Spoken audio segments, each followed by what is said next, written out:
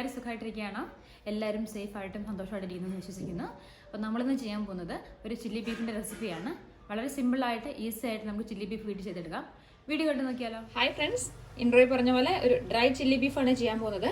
അപ്പോൾ അതിന് വേണ്ടിയിട്ട് ഞാൻ 750 ഗ്രാമോളം ബീഫ് ഇവിടെ കഴുകി വൃത്തിയാക്കി വെച്ചിട്ടുണ്ട്. ബീഫ് മേടിക്കുമ്പോൾ വലിയ സ്ലൈസായിട്ട് മേടിക്കണം. ഞാനിത് ജസ്റ്റ് ഒന്ന് കട്ട് ചെയ്യുകയും കൂടെ ചെയ്തു കേട്ടോ. ഒന്ന് ക്ലീൻ ചെയ്ത് അതിൻ്റെ പശലൊക്കെ ഒന്ന് കട്ട് ചെയ്ത് കളയണേ. ആ വെള്ള സാധനമില്ല, അതെല്ലാം കട്ട് ചെയ്തിട്ട് അപ്പോൾ നമുക്കിത് ആദ്യം ഒന്ന് വേവിച്ചെടുക്കണം. ഇനി വലിയ പീസായിട്ട് തന്നെ നമുക്ക് വേവിച്ചെടുക്കാം. അപ്പോൾ ഞാനൊരു ബൗളിലേക്ക് മാറ്റുന്നുണ്ട്. അപ്പോൾ നമുക്ക് ചില്ലി ബീഫ് ഉണ്ടാക്കാനായിട്ട് നമുക്ക് ഇതിനകത്തോട്ട് ഒരു അര ടീസ്പൂൺ മഞ്ഞൾപ്പൊടി ചേർത്ത് കൊടുക്കാം. പിന്നെ വേണ്ടത് അര ടീസ്പൂൺ കുരുമുളക് പൊടിയാണ്, അതും കൂടി ചേർത്ത് കൊടുക്കുന്നുണ്ട്. കുരുമുളക് പൊടി പിന്നീട് നമ്മൾ ചേർക്കുന്നുണ്ട്, അതുകൊണ്ട് ഇപ്പോൾ കുറച്ച് ചേർത്താൽ മതി. പിന്നെ ആവശ്യത്തിന് ഉപ്പ്, ഇത്രയും ചേർത്തിട്ട് നമുക്ക് ഒന്ന് മിക്സ് ചെയ്തെടുക്കാം.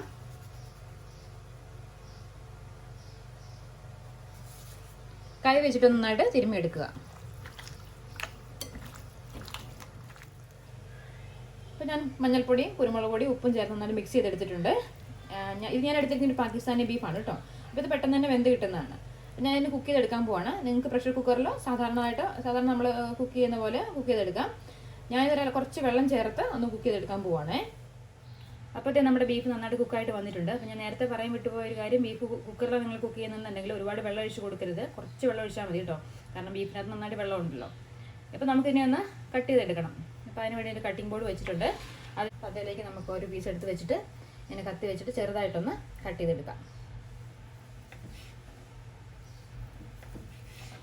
ഇത് കേട്ടോ, ഈ ഒരു സൈസിൽ ചെറുതായിട്ടൊന്ന് കട്ട് ചെയ്തെടുക്കുക. അങ്ങനെ എല്ലാ പീസസും അങ്ങനെ കട്ട് ചെയ്തെടുക്കാവേ.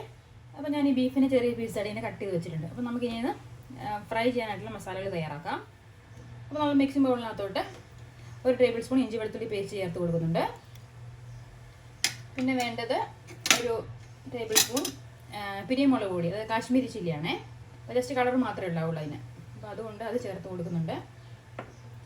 പിന്നെ വേണ്ടത് ഒരു 1/4 ടീസ്പൂൺ മഞ്ഞൾപ്പൊടി ഇട്ടാൽ നമ്മൾ ഓൾറെഡി ബീഫ് വേവിച്ചിരിക്കുന്നത്, എങ്കിലും ഒരല്പം. ഇനി നമ്മളൊരു ടേബിൾ സ്പൂണോളം വറ്റൽമുളക് പൊടിച്ച് ചേർത്ത് കൊടുക്കുന്നുണ്ട്. ഇനി വേണ്ടത് അര ടീസ്പൂണോളം കുരുമുളക് പൊടിയാണ്, അത് ചേർത്ത് കൊടുക്കുക. പിന്നെ ബീഫല്ലേ, അപ്പോൾ ഒരല്പം ഗരം മസാല ഓപ്ഷണലാണ് കേട്ടോ, വേണമെങ്കിൽ ചേർത്താൽ മതി. ഒരു നുള്ളു ഗരം മസാല ചേർത്ത് കൊടുത്തിട്ടുണ്ട്. അപ്പോൾ നമ്മളിനി ചേർക്കാൻ പോകുന്ന നാരങ്ങ നീരാണ്. അപ്പോൾ ഞാനൊരു ചെറിയ നാരങ്ങയുടെ, ഇത്രയുള്ള ചെറിയൊരു നാരങ്ങയുടെ നീര് ഞാൻ ചേർത്ത് കൊടുക്കുന്നുണ്ട്. ഇനി നമ്മൾ ഇതിനകത്തോട്ട് ഒരു ടേബിൾ സ്പൂൺ സോയാ സോസ് ചേർത്ത് കൊടുക്കുന്നുണ്ട്. അപ്പോൾ നിങ്ങളുടെ അടുത്ത് ഡാർക്ക് സോയാ സോസ് ഉള്ളതെന്നുണ്ടെങ്കിൽ അതിനകത്ത് ഒരു അര ടേബിൾ സ്പൂൺ മതിയാക്കും. ഇതൊരു 1/4 കപ്പ് കോൺഫ്ലവർ പൊടിയാണ്, ഞാനിപ്പോൾ ഒരു 1/4 കപ്പ് ചേർത്ത് കൊടുക്കുന്നുണ്ട്. നമുക്ക് വേണമെന്നുണ്ടെങ്കിൽ കുറച്ചും കൂടി ആഡ് ചെയ്ത് കൊടുക്കാം. ഒരല്പം ഉപ്പും കൂടെ ചേർത്ത് കൊടുക്കുന്നുണ്ട്. ഉപ്പിട്ടാണ് നമ്മൾ ഓൾറെഡി ഇത് ബീഫ് വേവിച്ചിരിക്കുന്നത്, അതുകൊണ്ട് അതിനനുസരിച്ച് ഉപ്പിട്ട് കൊടുക്കാനായിട്ട് കേട്ടോ. ഇനി നമ്മൾ കട്ട് ചെയ്ത ബീഫ് അതൊക്കെ ഇട്ട് കൊടുക്കുകയാണ്.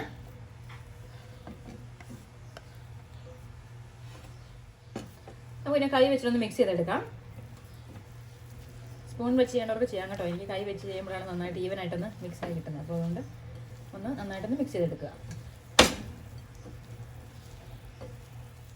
അപ്പോൾ നമ്മളിന്ന് മസാലയൊക്കെ തേച്ച് നന്നായിട്ട് മിക്സ് ആക്കി വെച്ചിട്ടുണ്ട്. നമ്മളിതൊരു അരമണിക്കൂർ വരെ ഒന്ന് റെസ്റ്റ് ചെയ്യാൻ വെക്കുകയാണ്. അപ്പോൾ മിനിമം ഒരു 15 മിനിറ്റ് എങ്കിലും വെക്കണം, അതിന് ശേഷം ഫ്രൈ ചെയ്യാവുള്ളൂ. അപ്പോൾ നമുക്ക് അരമണിക്കൂർ കഴിഞ്ഞ് ഫ്രൈ ചെയ്യാം. അപ്പോൾ നമ്മൾ ചില്ലി ബീഫ് ഫ്രൈ ചെയ്യാൻ പോകണം. അപ്പോൾ ഞങ്ങൾ അതിന് മുമ്പ് കുറച്ച് ഗാർണിഷ് ചെയ്യാനുള്ള സാധനങ്ങളൊന്ന് ഫ്രൈ ചെയ്തിട്ടുണ്ട് കേട്ടോ. കുറച്ച് പപ്പടം, വറ്റൽമുളക്, പച്ചമുളക്, കുറച്ച് കറിവേപ്പില, ഇത്രയും ഫ്രൈ ചെയ്ത് വെച്ചിട്ടുണ്ട്. എണ്ണ നന്നായിട്ട് ചൂടായ ശേഷം മാത്രമേ ബീഫ് ഇടാവുള്ളൂ കേട്ടോ, അല്ലെങ്കിൽ ബീഫ് നന്നായിട്ട് എണ്ണ കുടിക്കും. അതുകൊണ്ട് നമുക്ക് ഇതൊന്ന് സ്പ്രെഡ് ചെയ്ത് കൊടുക്കാം.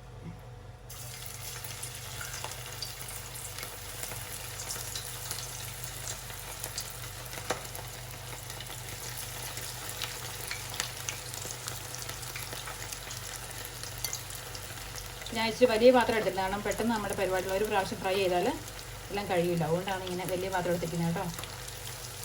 ഒരു മീഡിയം ഫ്ലെയിമിലിട്ട് നന്നായിട്ടൊന്ന് ഫ്രൈ ചെയ്തെടുക്കാം. ഇനി അപ്പോൾ നമുക്കറിയാം ഓൾറെഡി നമ്മൾ ബീഫ് കുക്ക് ചെയ്തതല്ലേ, അപ്പോൾ ഒരുപാട് കുക്കിങ്ങിൻ്റെ ആവശ്യമൊന്നുമില്ല. ഇതിൻ്റെ പുറത്തെ കോട്ടിങ് ഒന്ന് നന്നായിട്ടൊന്ന് ഫ്രൈ ആയി വന്നാൽ മതി. ഫ്രൈ ചെയ്യുന്ന സമയത്തുണ്ടല്ലോ ജസ്റ്റ് ഇങ്ങനെ തവി വെച്ചിട്ടൊന്ന് ഇളക്കി കൊടുക്കണേ. നമ്മളിത് മാത്രം തിരിച്ചൊന്നും ഇടുന്നില്ലല്ലോ, അപ്പോൾ ഒന്ന് എല്ലാ ഭാഗവും ഒന്ന് ഈക്വലായിട്ട് കിട്ടാനായിട്ട് ഒന്ന് പതുക്കി ഇങ്ങനെ ഒന്ന് ഇളക്കി കൊടുക്കാം കേട്ടോ. അപ്പോൾ നമ്മുടെ ബീഫ് അതിൽ കറക്റ്റ് പരുവത്തിലായിട്ടുണ്ട്. 12 മിനിറ്റ് ഞാൻ ഫ്രൈ ചെയ്തു കേട്ടോ. അപ്പോൾ അതൊക്കെ നല്ല കറക്റ്റായിട്ട് വന്നിട്ടുണ്ട്. യെല്ലോ ലൈറ്റ് ആയതുകൊണ്ടാണ് തോന്നുന്ന ഒരു ബ്രൗൺ ഷെയ്ഡ്. അപ്പോൾ നമുക്ക് സെർവിങ് പ്ലേറ്റിലേക്ക് മാറ്റാം.